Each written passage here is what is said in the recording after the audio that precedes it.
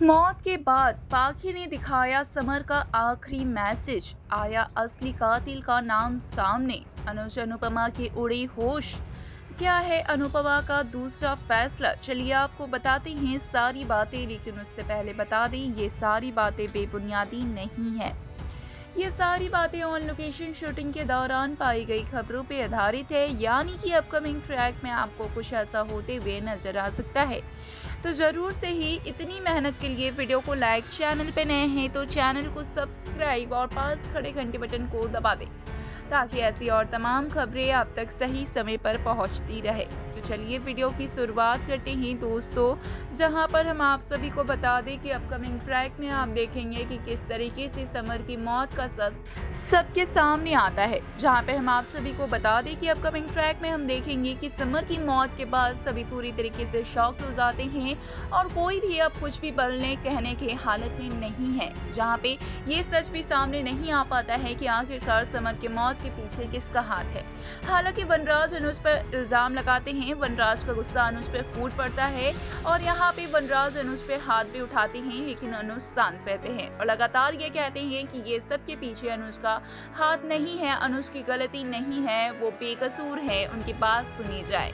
लेकिन कोई भी अभी उनकी बात सुनने के हालत में नहीं है और अनुपमा वही पूरी तरीके से टूट गई है। जहाँ पे हमने देखा कि अनुपमा पूरी तरीके से शौक मग्न है, ना उसे खाने की पड़ी है ना सोने की पड़ी है, बस सिर्फ और सिर्फ अपनी बेटी की तस्वीर अपनी गोद में लेकर रोई जा रही है। जहाँ पे हम देखेंगे कि अंतिम संस्कार की विधि के बाद अनुपमा और भी ज्यादा बिखर जाएगी, टूट जाएगी और अब अनुपमा रोने के हालत में भी नहीं है। अनुपमा पूरी तरीके से धक्का लगा हुआ दिल लेकर बैठी है। जहां पर हम ये देखेंगे कि अपकमिंग ट्रैक में जब 13वीं होगी समर की, यानी कि शोक सभा होगी, तब हम ये देखेंगे कि अनुज भी वहां पर वापस आते हैं और पाखी कपाड़िया मैंसन के सभी लोग शाह हाउस में आते हैं और जो समर है उसके फोटो पे माला वगैरह चढ़ाते हैं। जिसके बाद वनराज जब ये देख लेते हैं तो वनराज का गुस्सा फूट पड़ता है और वनराज सभी को, जो भी मैंसन में रहना चाहता है, कपाड़िया मैंसन में रहना चाहता है या फिर अनुज के साथ रिश्ता रखना चाहता है, उन सभी को निकाल देने की बात कहते हैं। जहाँ पर पाखी को भी निकाल देने की, घर को हमेशा हमेशा के लिए छोड़ देने की बात कहते हुए नजर आते हैं। एक और अनुज वहीं पे दूसरी ओर पाखी का गुस्सा भी फूट पड़ता है और पाखी तभी सभी के सामने ये दिखाती है कि आखिरकार ये सब के पीछे किसका हाथ है। जहाँ पे पाखी पूरी तरीके से क्लियर करती है कि ये सब के पीछे अनुज का हाथ नहीं है।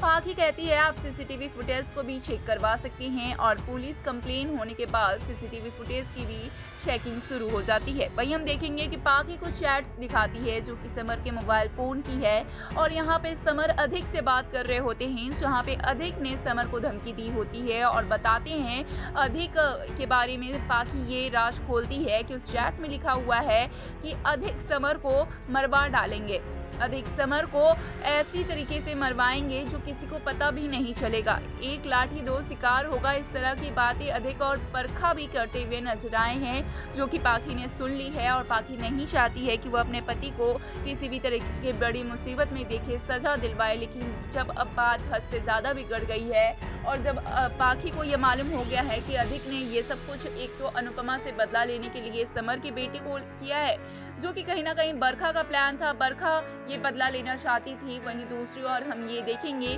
कि अनुज को इसलिए फंसाया गया है क्योंकि जब अनुज नहीं रहेंगे तो उनकी सारी प्रॉपर्टी पीछे से कहीं ना कहीं बरखा देने वाली है अधिक को, और इसलिए अधिक और बरखा ने मिलकर ये प्लानिंग प्लॉटिंग की है। तो क्या है इस पे आपकी राय, हमें कमेंट्स के जरिए जरूर बताएं कि आखिरकार अब कौन सी सजा मिलनी चाहिए अधिक और बरखा को। और साथ ही ऐसे और तमाम खबरों के लिए चैनल को सब्सक्राइब करना बिल्कुल भी ना भूलें और हाँ, बेल आइकन की बटन पर जरूर प्रेस करें ताकि ऐसी खबरें सही समय पर आप तक